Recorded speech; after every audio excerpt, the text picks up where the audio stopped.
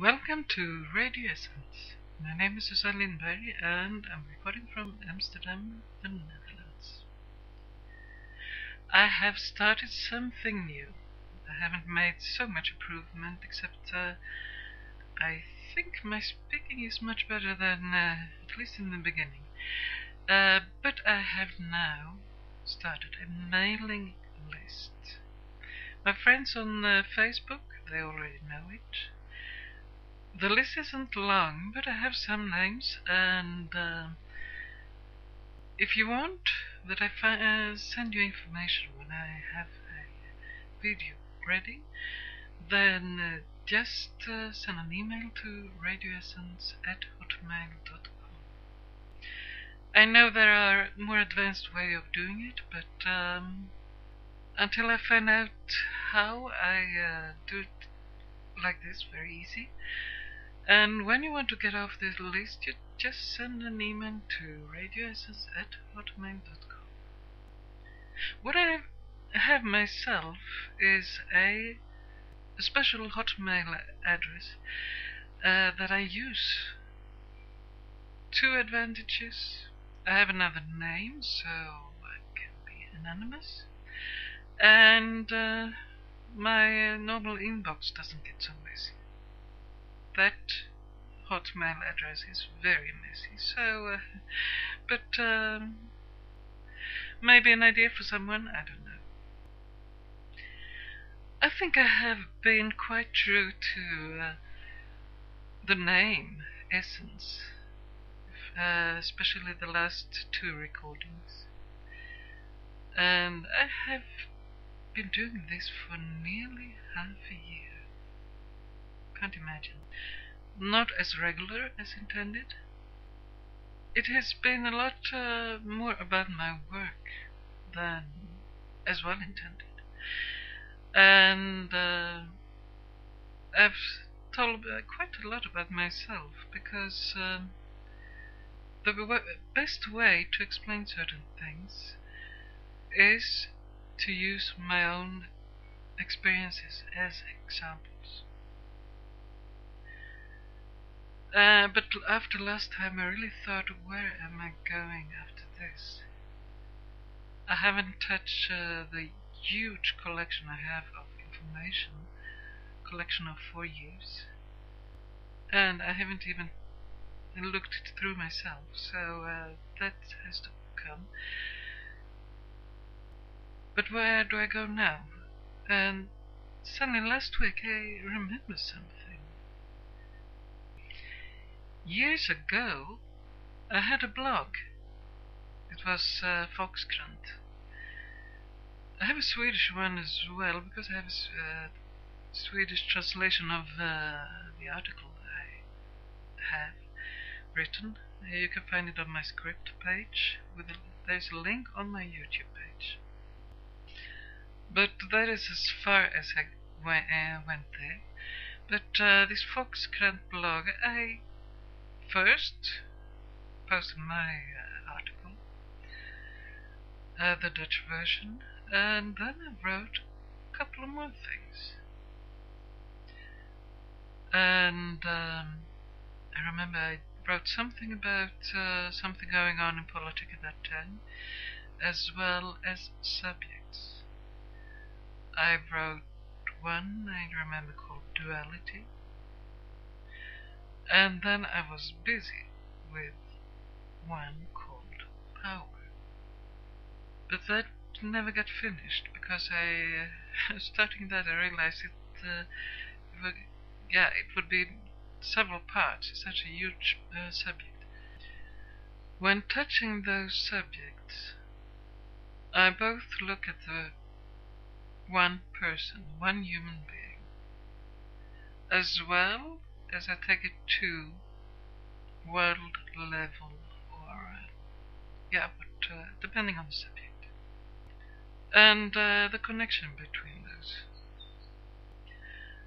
I had a lot of trouble because I have never really studied Dutch. So writing, I mean, whatever I write, I have to have it checked. And if you have something checked by one person, than by someone else, it always end up to be different, and have someone to correct it and not changing the meaning of what I want to say. It was really a struggle, and that Foxcrant blog as well has closed down, and the articles has disappeared as well. Yeah, when you write, you really have only language. Speaking, I have rhythm, that I have melody. It's much more. I can, even if my language is not perfect, I think I can communicate. And I can't. I'm not capable to do that well, writing. So therefore, when I get the idea of radio, I get so excited because, yeah, as I do now, I then as well thought I had a lot to say. But this is a path I think I will go now. You never know. I get an idea in my head from week to week, but those subjects I mentioned, duality, power, I mean, that's huge, wonderful subjects. And there are so many more, so I can go on for some time with this, I think. And if I'm doing well, I really hope that I tell things in a way you haven't heard before. At least something every recording. To give things my own personal twist, kind of. When I think about this subject power, for example, I know I will touch something. I mean, I have so much information there to include in that subject. So, but before doing that, I think I will have to start with another subject, and that's labeling. And yeah, the subject labeling on a personal level. If we start there, let's say that you have a completely new person in front of you. You've never seen this person before. You would love to have a label. Who is that person?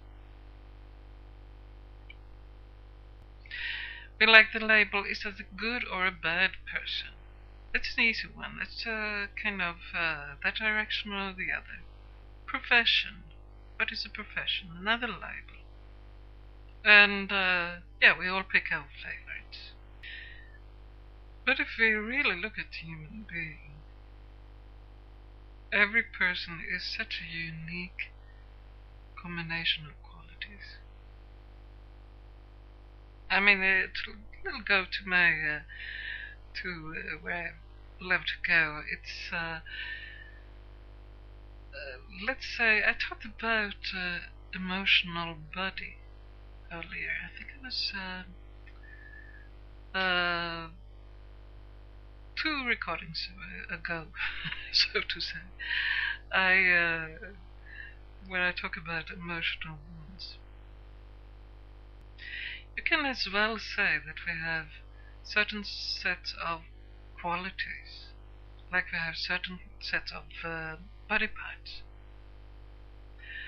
And if you take one of those qualities, I mean, you can count the emotions, for example. I don't know I have here a problem with the labels, but let's say that like the rainbow. I mean, we have about many body parts as the rainbow colors, maybe. Let's say that, let's talk in colors. If you believe in chakras or not, it doesn't matter. But just as a symbol. Like everyone has the color yellow, red, blue, green. But let's say, I mean, go to a store and buy paint. A specialized store, I mean, how many colors do you have? And actually, if you really ask about how many colors do there exist, many, millions. I don't know if it's endless. But let's say that every face looks a little bit different. Let's say that every one's color yellow look a little bit different. That's the way I like to look at it. So we are all a unique combination of qualities. But to really go into that, to really get to know that person, who that person really is, maybe all these if you talk about color, duality falls off. I mean, there's no black and white in it. I mean, for example, we look a lot, some more, some less, at the world through a screen. Television, now as well the computer, but let's stay with the television. And it's got really advanced. I mean, color and even 3D is possible. So it's quite getting more and more closer to the reality. But if we look at how we label, how we look at things in good and bad, or these kind of choices, we are not even looking at the world in black and white. I mean, in black and white television you have all kind of shades of grey, and we don't like to, when we start to label, we don't like to include those as well. So we actually get to a piece of white paper and black writing in looking at the world. So we are not, when we start labeling, we do not see things as they really are. I'm now talking a little bit in black and white, and that was not my intention. In the reality, these things is complicated. It's life, and I as well don't want to say that labeling is wrong, but just to challenge the convenience about labeling. I mean, people want to put all kind of labels on me and the work I do, and those labels belongs completely to those persons, because I myself, I haven't been able to find labels that I can say, yes, this is what I am, this is what I'm doing. I have been really thinking in those. I mean, it's easier to present yourself and your work if you have a couple of labels, if you don't succeed to find one.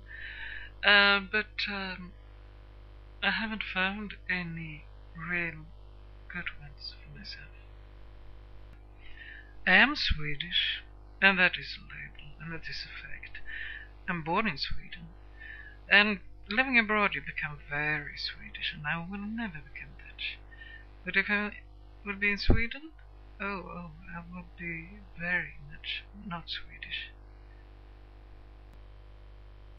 So, now I want to go to a story. This is everything I'm telling.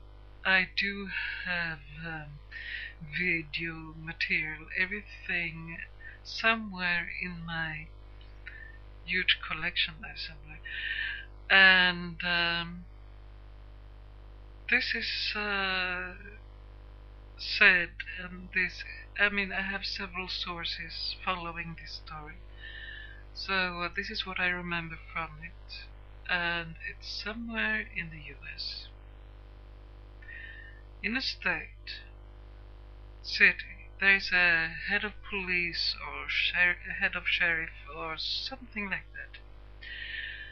A person who is very respected.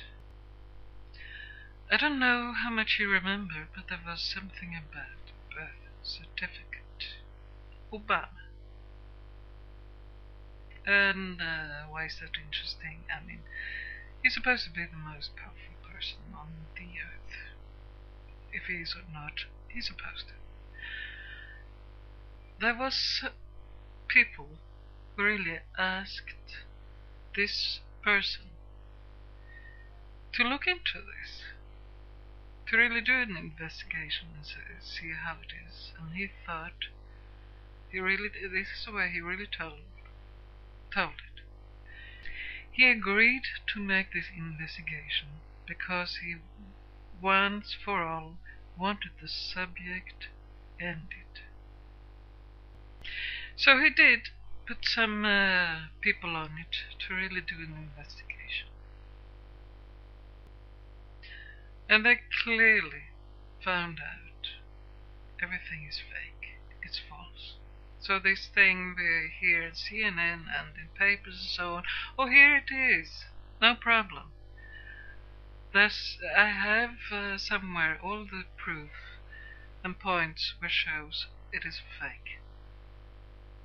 So there he's sitting, being the president of the US, and who is he? I mean, it's amazing.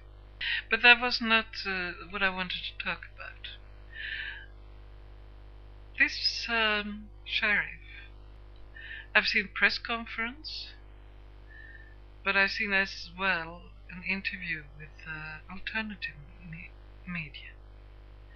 And he really says, every time he has something to say, the media is there, no problem. And at this moment, when he has this proof, it is a fake, media is gone. I have more information from other sources about this, but that's not the point at this moment. So what is media doing? They're neglecting here a well-respected person who really did a good investigation. But I have seen as well other persons who have real facts. I know the facts from other places, but there they are in an interview during main news hour, news report. Those news reporters, they do not want to hear the facts. The person who is interviewed have to defend his or her position. And it's amazing to see news reporters actually laughing about things. They wouldn't be able, I mean, I have seen several in the US, where they're sitting laughing. They wouldn't be able to treat a subject like that if it wasn't approved. Those people talking about this birth certificate has got a name. They are called birthers, and very clearly made ridiculous in the media. So people who haven't got into the subject are told about the birthers, and it becomes the situation of, oh, those people, with a laugh going with it. Of course you do not want to belong to that group that's called birthers, and a little bit strange and suspicious and paranoid and everything. Of course you don't want to belong there. So of course you do not go for the facts. The truth is suddenly not interesting, and that's very scary. When I start to look at my material, I will see what I can pick out of. So, I mean, I'm talking from facts I've seen, I've heard, I've read. So, I'm not making up this story. if there is someone behind this, it's very clever done. Giving it a name and talking about it as those people. Of course, I don't know if there is a conscious thought behind. But if it is, it's very clever psychology. And one good thing is to look at the video. I think it was BBC. I have it, a link to the video on my YouTube page. A long program about Edvard Bernays, who is a relative of Freud, was a relative of Freud, but got into the business of manipulation of the masses. It's actually precisely the same when you deal with these conspiracy theorists and theories. There is so much facts. You should know about WikiLeaks, where there are real documents with truth we do not hear. I don't think I have anything from there. It's just too much. You have as well so many other sources to look into. One thing I have a few things of is endless, is looking at patents.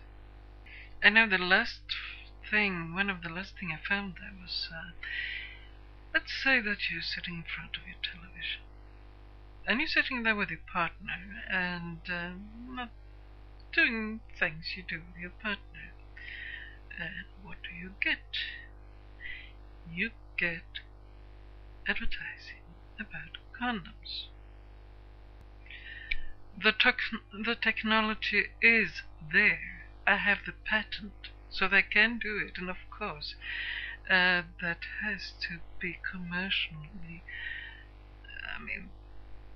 huge. So of course they will use it.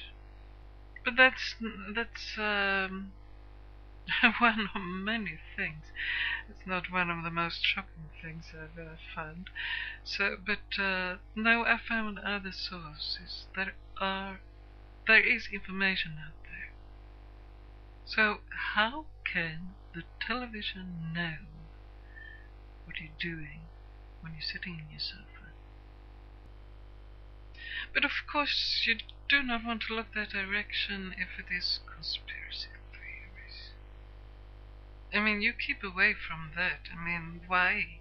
You don't want to belong to that group. Those crazy people.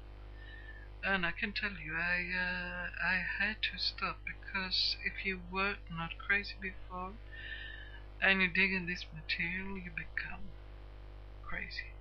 I think I've said that before. Now, those things I will bring up when it's time, but I will touch on probably on those things later, where what has a label on it. But I will not share anything I haven't got real, facts that you really can trust.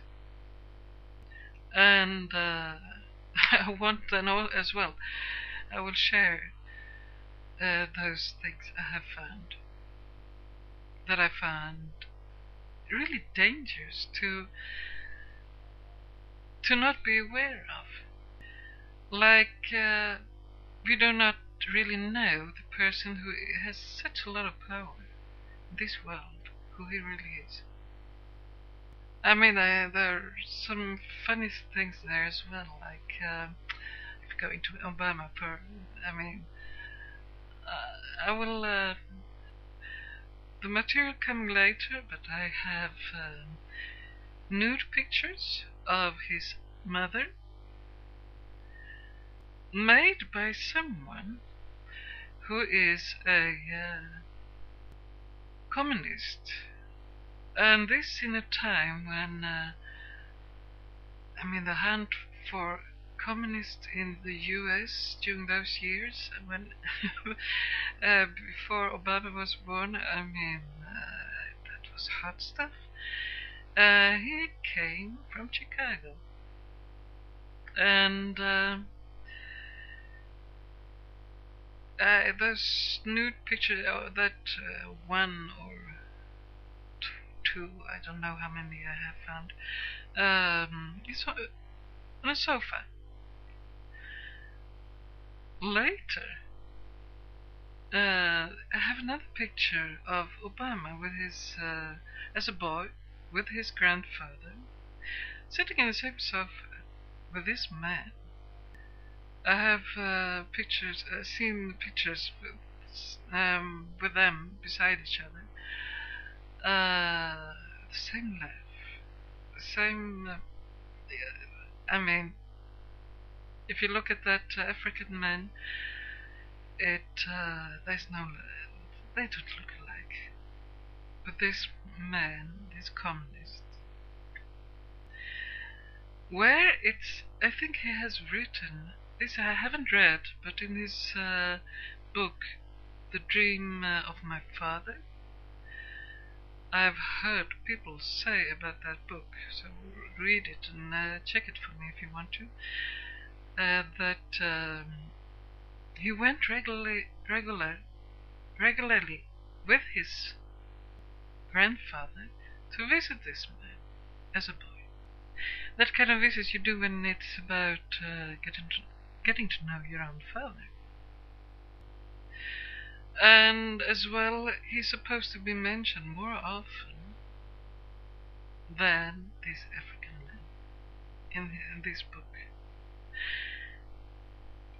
And I mean, it has to be not such a good position if she got pregnant with this man who she's posing in front of the camera with, and not being married, and him maybe not wanting to get married. I mean, he has written a pornographic book, and I mean, I'm sorry, I don't even have his name at this moment. But it's funny that he came from Chicago, and Obama later from Hawaii went to Chicago. I'm completely off my track, but just something fun to tell. Actually, my story about labeling didn't become so long in itself, but only to tell that it costs some effort to look at things how they really are. But things as well, they get presented to us with labels, so we don't even have to do it ourselves often. I just want to know. I want to know how things really are put together. Please, if you have comments, questions, whatever, or if you want to be on my mailing list, please write me radioessence@hotmail.com. Have a nice day, have a nice evening, or sleep well whenever you're listening.